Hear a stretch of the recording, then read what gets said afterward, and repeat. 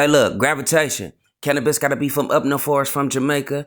No confirmation, then it's no participation. Never see it in rotation in my conversation. No need for confrontation. This my observation. Gravitation with the observation. I'm not saying I'm right, I'm not saying I'm wrong. Shout out that boy D1, man. Dee1Music. Y'all know you from Louisiana out there in Louisiana. You know, I ain't gonna necessarily say on this Christianity rap, but you know he's anti the BS as far as in hip hop, and I don't blame him. But he has a couple, couple little situations that he's been speaking on lately. And number one that caught my attention was the gangster rap, right? He pretty much put it out there. He said, check this out, bro.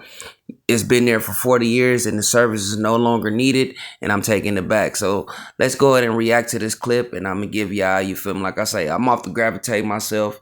So it's time to observate. You feel me? Be observant, But get your eats, whatever you about to do, your smokes, your drinks or whatever, or just chill, relax. Let's go ahead and get into it. Gravity. Gangsta rap, you had a 40-year run, and now I'm proud to come and be able to take this title from y'all. 1985 was the first gangsta rap song ever by Schoolie D out of Philadelphia. It was called PSK, which stood for Parkside Killers, and that's the gang he was affiliated with. That song inspired Ice-T from the Westcoast to become a gangsta rapper. So he came out with the second gangsta rap song, 6 in the Morning. Shortly after, NWA blew up with their album Straight Outta Compton. And here we are, 40 years, a bunch of dead bodies and a bunch of foolishness being glorified later. And I'd like to say thank you for your services, but they're no longer needed, you heard me? I took the term gangster and we redefined it. Growing and nurturing gifts, serving the Almighty. And all previous people who identified as gangsters are invited to be a part of this shift. Come on. They don't like me, but they know they can't. And once again, salute to my man D1, right? And I'm not being a hater, but I can't play the song because, it's going to get, you feel me, that copyright. I ain't got time for that, right?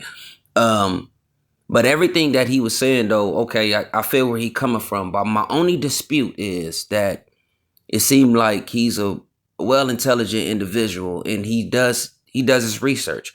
For you to even bring up PSK with Schoolie D, you feel me, out there in Philly, Parkside Killer, like for you to do that or even watching documentaries. So you ran across some information that you should know. But what's throwing me off, because I believe that we are in the same age bracket, right? So what's throwing me off is that when he spoke about NWA or when he said Ice-T, Ice-T was the first one to kind of bring it, hearing it from Schoolie D. And then Ice-T came from that 6 in the Morning. You feel me? That's as far as LA. Now, keep in mind, we all know that Ice-T originally is from New Jersey. You get what I'm saying? But he did put the LA music scene on the map. So I got to salute Unc for that. That's still Unc. And I never will go against that. But the fact is, when it comes to the East Coast, right? To me, I think the message by Grandmaster Flash and the Furious Five, Melly Mel, I think the message is the birth of gangster rap, because gangster rap, and this is what how can I say it? This is what they put on it. This is what the industry put. They put that term, gangster rap. To us, it's reality rap. So y'all saying, oh, this is gangster rap. No, it's not. It's reality rap, because Melly Mel and then when they was talking Broken Glass everywhere, that was 1983, 1984, I believe, right? PSK didn't come out until 1985. So in reality, that song, and that's a much known song, if that makes sense. Like I feel like a lot of people really don't know about Schoolie D like that. Well, at least in my area, I know if we play The Message, everybody gonna get on the dance floor. You know what I'm saying? Like we gonna know what's going on with that, and we can recite those lyrics. But I feel like that was the first gangster song, quote unquote, like you're explaining, like D wasn't explaining in the song. But in reality, like I said, it's just reality rap. The whole gangster term that's what the industry, that's what they put on there. You know what I'm saying? That's what the label, that's what the critics and all of them people, that's what they said. But it's just reality rap. We're just talking about what's going on. You feel me? In society. What was going on in the East Coast, he broke it down. Melly and Grandmaster Flash and them, they broke it down what was going on out there. So what Cube did, or what Ice-T did, because like I said, Ice-T's not originally from out this way, but when he came, he like, hey, this is what the brothers is doing out here. Damn, all the gangster stuff, bro, is just reality. So that term getting labeled like, okay, gangster, I mean, it's it's really coming from that side first.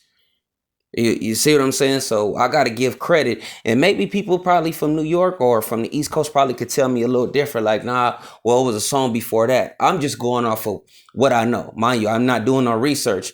I'm just, just thinking off the top of the dome. Like, dang, what was the first thing that we've heard? And I've heard Snoop say that, and Ice Cube said that in the past. Like, bro, that's what made them change their way of like, okay, let me, veer off and go towards this way, or like, let me just keep it real and start speaking about what's going on out here.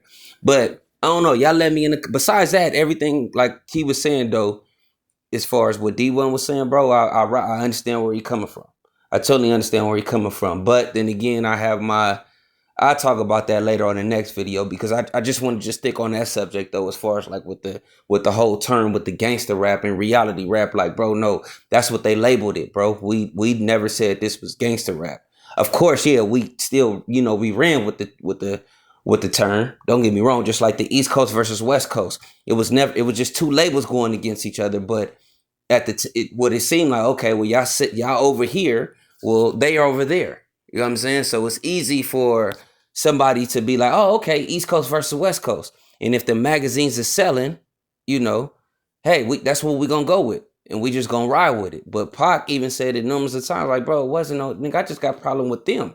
But since everybody start talking, that's why he said the song. Well, then, well, fuck it then. Bro, it's from you want to bring it, then we bring it. And I don't think he was talking about everybody from New York. I think he was talking about the people that was involving themselves in that beef.